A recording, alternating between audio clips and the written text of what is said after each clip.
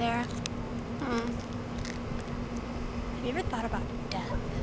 About what? Death? Yeah. Yeah. What do you think about it? When our time comes, then we'll die. Are you looking forward to it? No. I still have my life to live. I kind of want to die. I want to die in excruciating pain.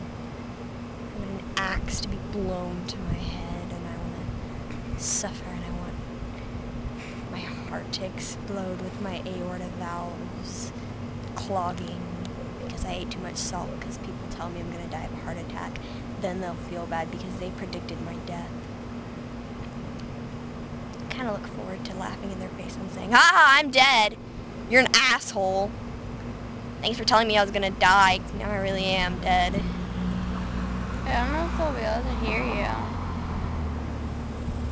You'll be above the stars. I didn't say that.